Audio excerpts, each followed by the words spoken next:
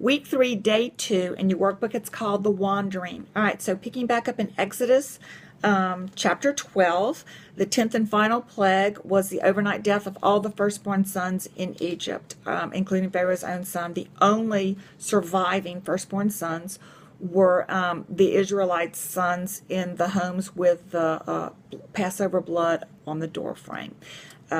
Pharaoh finally relents and releases the Israelite slaves, and they set out to leave Egypt. There were 600,000 men plus women and children, so this would have been probably about 2 million people. All right, so God leads them out in the form of a pillar of cloud by day and of fire by night.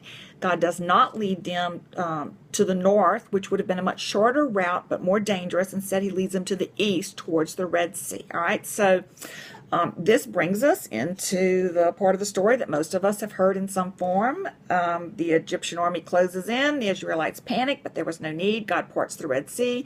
The Israelites pass through on dry land.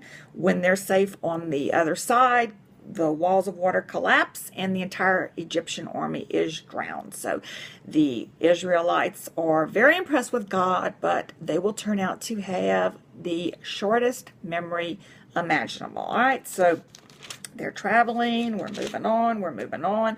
Exodus chapter 19. We come on the first day of the third month after the Israelites left Egypt. They come to Mount Sinai, and it was at Mount Sinai that God gave Moses the law. He gave him the 10 Commandments. He also gave him hundreds of other rules and laws, which make up the book of Leviticus. Leviticus is the third book of the Bible. Genesis, Exodus, Leviticus. All right, but back to Exodus. The book of Exodus, the first part of Exodus describes the Israelites' exit from Egypt, okay? But once the law is given at chapter 19, the rest of Exodus is describes, for the most part, the tabernacle. The tabernacle was the temporary traveling sanctuary where God dwelt among his people. But God is perfect and holy, and the people are not. They aren't now, they weren't then. And so there had to be something to separate God from the sinful people, and that something was a curtain. And this curtain separated the innermost part of the tabernacle, the Holy of Holies, and that's where the Ark of the Covenant was. The Ark of the Covenant was an ornate gold box, and inside the Ark of the Covenant was the tablets that held the 10 Commandments. The only person who could go beyond the curtain was the high priest, and he could go once a year to offer a sacrifice as atonement for the people's sins. All right, so now we've got 2 million people. They are moving towards Canaan, towards the promised land, the land that was promised to Abraham and his descendants.